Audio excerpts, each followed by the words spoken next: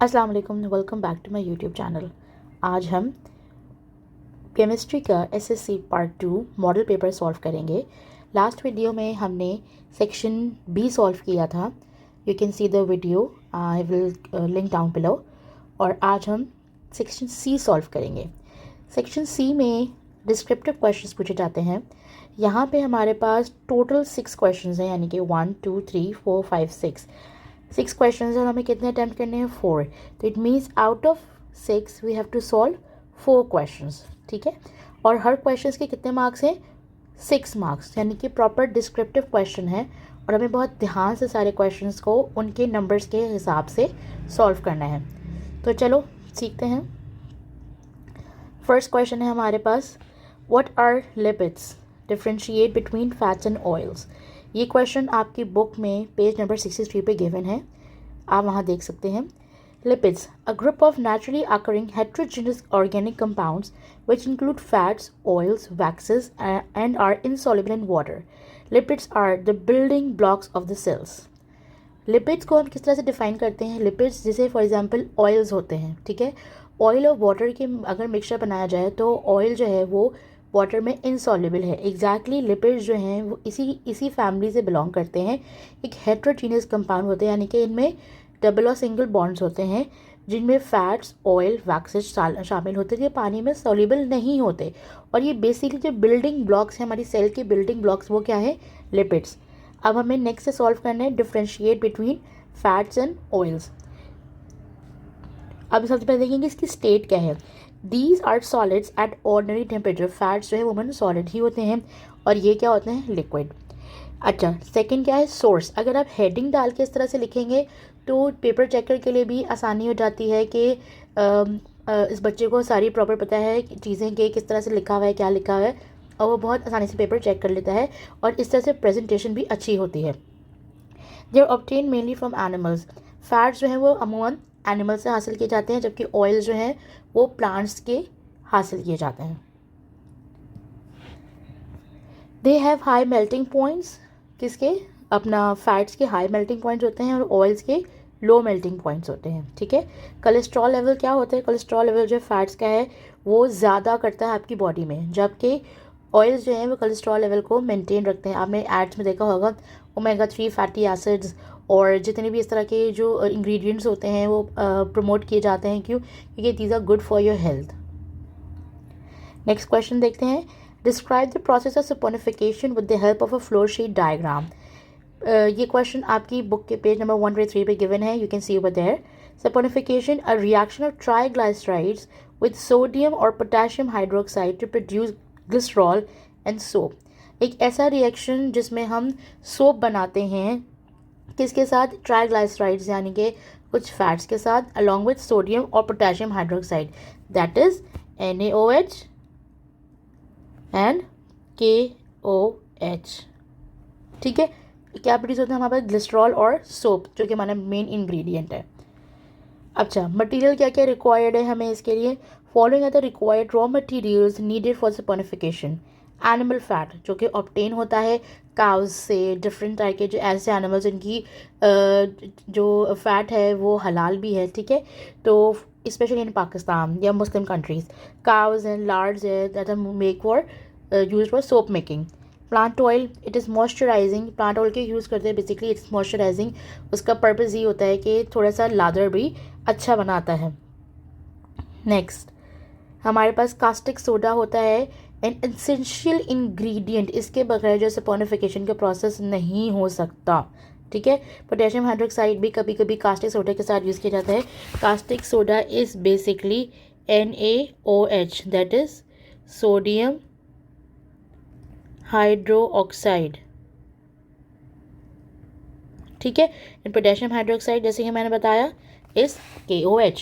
Additives, additives क्या होते हैं? फ्रेगरेंसेस हो गई, कलर हो गया, इसका टेक्सचर कैसा होना चाहिए, पिंक साबुन, ब्लैक साबुन, we have different kind of colours और काफ़ी अलग अलग से फ्लेवर्स भी होते हैं, वेरिएंट्स भी आते हैं सोप्स के, तो उसको हम कहते हैं एडिटिव्स।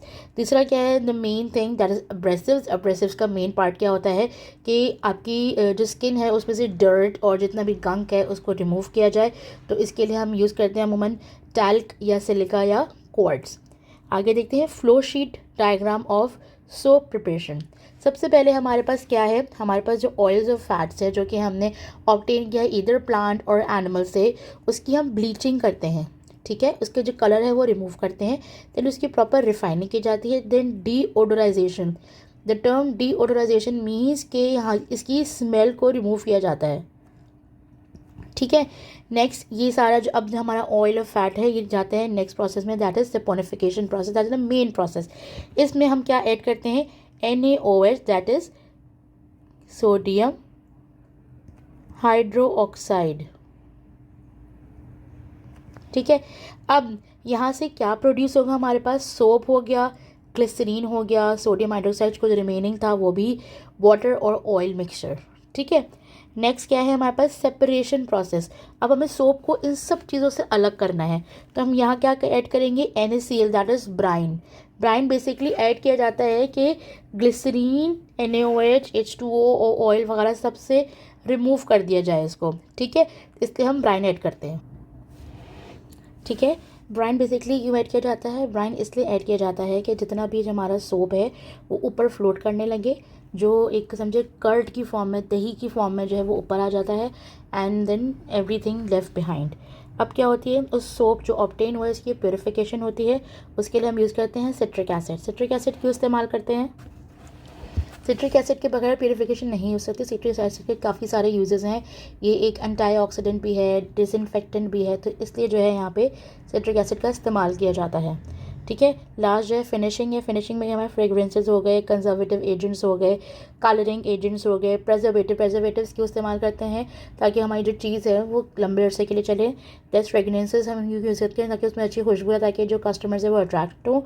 और कंजर्वेटिव एजेंट्स जैसे कि हमारे पास स्किन प्रोटेक्टिंग एजेंट्स हो गए, जैसे कि जो हमारी स्किन को प्रोटेक्ट कर सके, जैसे कि हम जैसे हम मार्केटिंग करते हैं कि इस सोप में ये अच्छे इंग्रेडिएंट्स हैं, you should use this soap, तो इस तरह के जो एजेंट्स होते हैं that are use to protect your skin, we call them conservative agents, ठीक है। And finally we get the soap, the proper soap. Next हमारा नेक्स्ट क्वेश्चन है, what is ozone, how does ozone depletion occurs by chlorofluorocarbons, CFCs, also mentions some adverse impact of it. It's given on page number 81. The 3 oxygen atoms make up ozone. हमारे पास O2 क्या होती है, oxygen gas, जबकि O3 क्या होती है, ozone, ठीक है। Okay, it occurs in the higher atmosphere of the earth, यानी कि ये स्ट्रेटोस्फेयर से भी ऊपर होती है। The ozone layer decreases the quantity of dangerous UV rays that reaches the earth from the sun. अगर आप यहाँ देखें तो ये हमारी अर्थ है, राइट, इसके ऊपर जो है यहाँ पे प्रॉपर ओजोन लेयर होती है, ठीक है। ओजोन लेयर जो है वो सन की जो डैमेजिंग रेज होती हैं, जो हार्मफुल रेज होती हैं दैट कैन कॉज कैंसर्स, तो उससे प्रोटेक्ट करती हैं, यानी कि UVA, UVB, UVC, UVC are the most UVC are the most harmful and toxic rays for our skin। तो UVC तो प्रॉपरली पूरी एब्जॉर्ब हो जाती है ओजोन में, जबकि हमारे पास UVA एंड UVB थोड़ी बहुत अर्थ तक पहुंच जाती है। तो अब हम देखेंगे डिप्लीशन कैसे, डिप्लीशन मतलब ख़त्म कैसे हो रही है हमारी ozone layer. Chemical interactions are responsible for the depletion of ozone layer, that is the CFCs. What are CFCs? CFCs are chlorofluorocarbons, which are utilized as refrigerants in air conditioners and refrigerators. ये as a coolant gas जो है इस्तेमाल होती है हमारे ACs and रेफ्रिज में। Okay, the CCl क्या है, कार्बन क्लोरीन बॉन्ड, कार्बन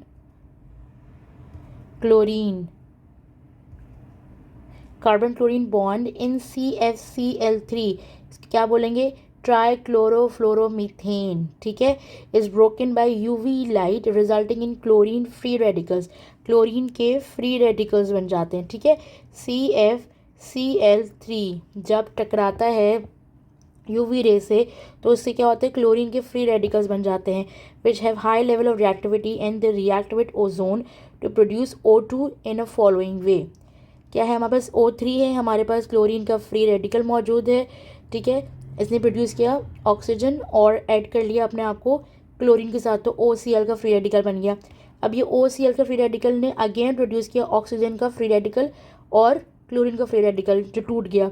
अब ये ऑक्सीजन का फ्री रेडिकल जो प्रोड्यूस हुआ था पहले से, वो रिएक्ट करके क्या बना रहे हैं, O2 गैस, जो कि ओजोन लेयर का बनना बहुत ज़रूरी है क्योंकि यह हमारी अर्थ को सन की हार्मफुल रे से प्रोटेक्ट करता है।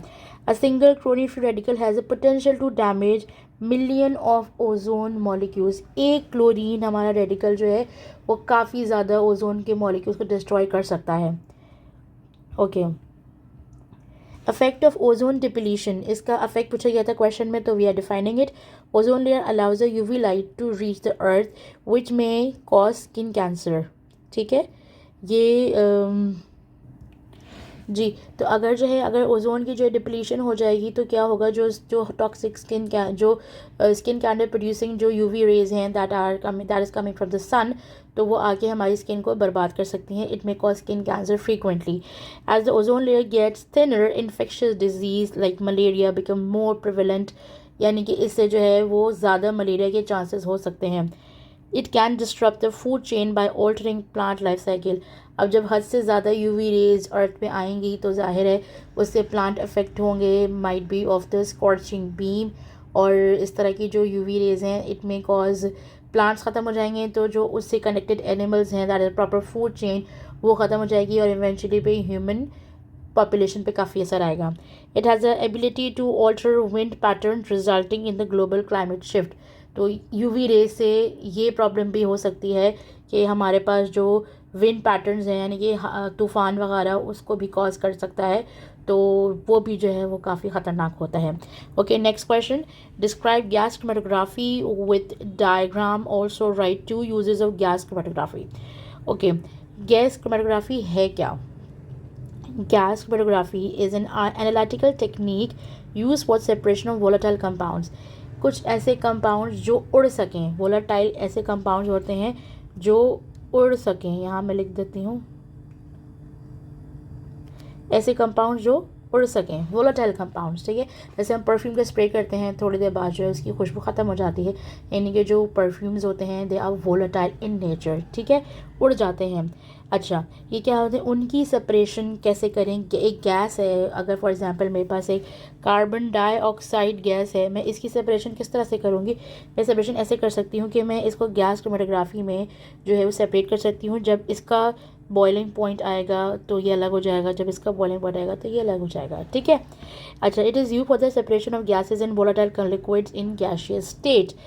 अब क्या करेंगे, हमारे पास जो लिक्विड्स हैं उनको हम गैस में कन्वर्ट करते हैं और फिर उनकी सेपरेशन कर देते हैं। The separation takes place by the exchange between mobile gas phase and a liquid और सॉलिड स्टेशनरी फेज। दो तरीके के फेजेस होते हैं हमारे पास, लिक्विड फेज और स्टेशनरी फेज, ठीक है। अब क्या होते हैं लिक्विड फेज, क्या होता है स्टेशनरी फेज, आगे जाके देखते हैं हम। इंस्ट्रूमेंटेशन क्या है गैस क्रोमेटोग्राफी की, क्या क्या शामिल है इसमें? हमारे पास इसमें गैस सिलेंडर होता है सबसे पहले, देन सैंपल इंजेक्टर है, गैस क्रोमेटोग्राफ है, डिटेक्टर है एंड डेटा कलेक्शन डिवाइस है, ठीक है।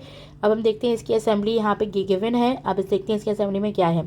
सबसे पहले हमारे पास ये गैस सिलेंडर है, ठीक है, ये हमारे पास सैम्पलर है, ये हमारे पास गैस क्रोमेटोग्राफ है, ये हमारे पास क्रोमेटोग्राम जो है वो ऑब्टेन होता है, और ये क्या हमारे पास, ये हमारे पास कंप्यूटर है, ठीक है।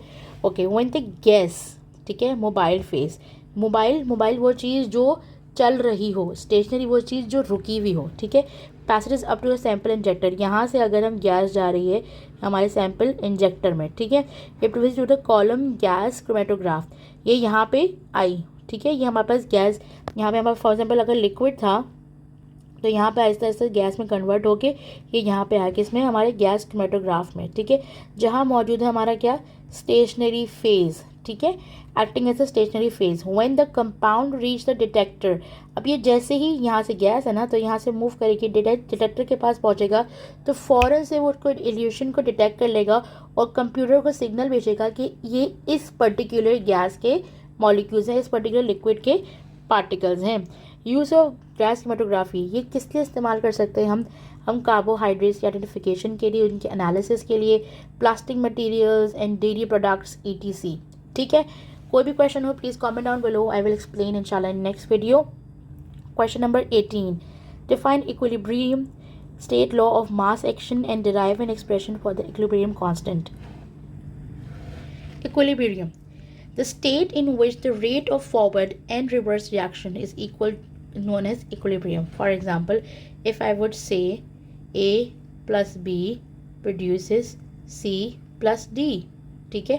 अब जो इसका रेट है और इसका रेट है, इट शुड बी सेम, तभी तो रिएक्शन जो है वो इक्विलिब्रियम में है, ठीक है। तो इसको हम कहेंगे इक्विलिब्रियम रिएक्शन। यहाँ पे देख लेते हैं हम, The rate at which the substances react is directly proportional to its active mass and reacting substances। क्या मतलब हुआ, एक ऐसा लॉ जिसमें बताया जाए कि रेट यानी कि टाइम, एक रिएक्शन करने का टाइम के डायरेक्टली प्रोपोर्शनल टू उसके क्या, जितना मास हो, जितना इसका मास है उतना ही टाइम लगे, और वो दोनों डायरेक्टली प्रोपोर्शनल हैं एक दूसरे के। फॉर एग्जाम्पल एक डेरिवेशन कैसे करेंगे, एक हाइपोथेटिकल मीन्स अज्यूम कर लें कोई भी रिएक्शन है XYZ। ए क्या है हमारे पास यहाँ पे, ये है हमारे पास नंबर ऑफ मोल्स, ये रिएक्टेंट A है, ये इसका नंबर ऑफ मोल्स है, reactant B number of moles, reactant C number of moles, reactant D, ठीक है। एक सिंपल सा रिएक्शन है हमारे पास। A and B are reactants whereas A and B the small ones are number of moles। अब rate of forward यानी कि हम देखेंगे रेट ऑफ फॉरवर्ड, जो फॉरवर्ड जा रहा है, ठीक है, उसका क्या होगा, RF means rate of forward is directly proportional to the active mass. Active mass किसको कहेंगे, हमारी कंसंट्रेशन। अब हमने लॉ ऑफ इक्विलिब्रियम में हमें ये पता है, जो नंबर ऑफ मोल्स हैं वो क्या बन जाते हैं हमारे पास, पावर बन जाते हैं। तो जो भी हमारे पास नंबर ऑफ मोल्स है वो यहाँ पे जैसे देखेंगे, यहाँ पे क्या बन गए, पावर। हमेशा एक्टिव मास के लिए यूज स्क्वायर ब्रैकेट्स, और जो भी नंबर ऑफ मोल्स होते हैं वो बन जाते हैं power, okay. RF is equals to KF, और KF क्या हो जाएगा हमारे पास, जैसे हम डायरेक्टली प्रोपोर्शनल का साइन हटाएंगे, हमें इक्वल टू लगाएंगे और कोई कांस्टेंट लगाएंगे। यहाँ पे क्या कांस्टेंट है, rate constant for forward reaction, ये हमारे पास कांस्टेंट है, ठीक है। अब क्या है हमारे पास, अब हम बात करेंगे रेट ऑफ रिवर्स रिएक्शन की। एक ऐसा रिएक्शन जो रिवर्स जा रहा हो, उसमें क्या आएगा, R क्या है, रेट ऑफ रिवर्स, ये वाला R क्या है, reverse, is directly proportional to the active mass, that is concentration of C and concentration of D। इनके नंबर ऑफ मोल्स भी हमने पावर में लिख दिए हैं। R is equals to KR C की पावर C D की पावर D। KR क्या है, अगेन जैसे हम जब भी हम डायरेक्टली प्रोपोर्शनल हटाते हैं तो इसकी जगह कोई इक्वल टू लगता है लाजमी, और कोई ना कोई कांस्टेंट लगता है, ठीक है, ये बात याद रखिएगा। Since the rate of forward reaction is equal to the rate of reverse reaction, तो क्या होगा हमारे पास, RF is equals to RR, rate of forward reaction is equal to rate of reverse reaction. Putting the values, क्या values हमारी, RF की क्या value थी हमारे पास, KF, RF की वैल्यू ये रखी हुई है, KF A power A B power B, और KR C power C D power D। अब हम KF और KR को यहाँ डिनोमिनेटर में ले आएंगे, और ये A इंटू B को यहाँ डिनोमिनेटर क्रॉस इसको कर देंगे हम आराम से। ये देखिए KF अपॉन KR आ गया, वहाँ से नीचे डिवाइड हो गया, और ये यहाँ से नीचे डिवाइड हो गया। अब हम KF अपॉन KR को एक बना लेंगे, KF upon KR is equals to KC, ठीक है। तो KC किसके बराबर हो गया, यानी कि प्रोडक्ट अपॉन रिएक्टेंट के बराबर हो गया, यानी कि हमारे पास इक्विलिब्रियम कांस्टेंट जो है वो किसके बराबर है, रेट ऑफ फॉरवर्ड रिएक्शन के और रेट ऑफ किसके, रिवर्स रिएक्शन के, यानी कि प्रोडक्ट अपॉन रिएक्टेंट। तो ये इस तरह से डेरिवेशन होती है किसकी, लॉ ऑफ इक्विलिब्रियम कांस्टेंट, ठीक है, आई होप ये क्लियर होगा। Next question, what are soft water and hard water and describe the different methods of removing temporary and permanent hardness। ठीक है, ओके। सॉफ्ट वाटर, ऐसा पानी जिसमें झाग लादड़ बहुत अच्छे से बन सके, जिसमें इम्प्योरिटीज़ बहुत कम हो, उसको हम कहेंगे सॉफ्ट वाटर। यानी कि हम जिसको हम घरों में जो हम पानी, मीठा पानी जो कंज्यूम कर सकते हैं। ठीक है। हार्ड वाटर, एक ऐसा पानी जिसमें झाग बहुत मुश्किल से आता हो और जिसमें कैल्शियम और मैग्नीशियम के क्लोराइड सल्फेट्स भर भर के हों। ठीक है, इसको कहते हैं हम hard water. For example, calcium carbonate plus carbon dioxide plus water मिलके बनाते हैं calcium bicarbonate, and magnesium carbonate plus carbon dioxide plus water बनाएंगे मैग्नीशियम बाइकार्बोनेट। ये हमारे पास कैल्शियम बाइकार्बोनेट, बाइकार्ब भी लिख सकते हैं, और मैग्नीशियम, इसको पूरा लिख देती हूँ मैं, बाइकार्बोनेट। ठीक है। रिमूविंग टेम्पररी हार्डनेस, क्यों? क्योंकि हमारे क्वेश्चन में सवाल था कि मेथड्स लिखने हैं क्या टेम्पररी हार्डनेस को हटाने के। सबसे पहला तरीका जो ओल्ड स्कूल तरीका है हमारा, काफ़ी ज़माना चलता आ रहा है, that is boiling the water. When calcium bicarbonate यानी कि CaHCO3 टेकन ट्वाइस, ठीक है, is heated, it decompose into soluble calcium carbonate, यानी कि जो प्रेसिपिटेट आउट हो जाता है सोल्यूशन से, यानी कि वो बैठ जाता है नीचे। ठीक है। CaHCO3 taken twice, delta means कोई भी एनर्जी, क्या बन जाएगा? Calcium carbonate plus H2O plus CO2। तो दूसरा तरीका क्या है? Clark's method, addition of slake lime, जैसे कि हमारे पास कैल्शियम हाइड्रोक्साइड। ठीक है, यहाँ पे can result into removal of temporary hardness of water. ये टेम्पररी हार्डनेस को थोड़ा बहुत हटा देती है। क्या चीज़? Slake lime. एक वीडियो ये भी बनाऊंगी कि सारे फार्मूलाज जो मैं एक जगह लिख दूंगी ताकि आप लोगों को पेपर की प्रिपरेशन के लिए आसानी हो। Magnesium bicarbonate plus calcium hydroxide produces magnesium carbonate plus calcium carbonate plus water. Calcium bicarbonate plus calcium hydroxide produces calcium carbonate and water. तो इस तरह से हम टेम्पररी हार्डनेस को रिमूव कर सकते हैं। एक तरीका ही पूछा है परमानेंट हार्डनेस हटाने का, तो हम वो भी बता देते हैं। या क्या है हमारे पास? Using washing soda, adding washing soda into the calcium and magnesium ion result in formation of insoluble calcium and magnesium carbonate, जो कि हमारे पास है Na2CO3 प्लस CaSO4। CaSO4 क्या है? Calcium sulphate produces calcium carbonate और sodium sulphate. जबकि दूसरा क्या है हमारे पास? क्योंकि हार्ड वाटर कॉज दो तरीके से होते हैं, कैल्शियम और मैग्नीशियम से, तो इसलिए दो रिएक्शंस आएंगे हमेशा हार्डनेस को रिमूव करने के लिए। Na2CO3 plus MgSO4 produces MgCO3 और Na2SO यानी कि सोडियम सल्फेट। यहाँ तक अगर कोई भी क्वेश्चन है तो please comment down below, I will be glad to help you out. और मज़ीद मालूमात के लिए चैनल को सब्सक्राइब करें और इस वीडियो को लाइक करें ताकि हम सब मिलकर सीखते रहें।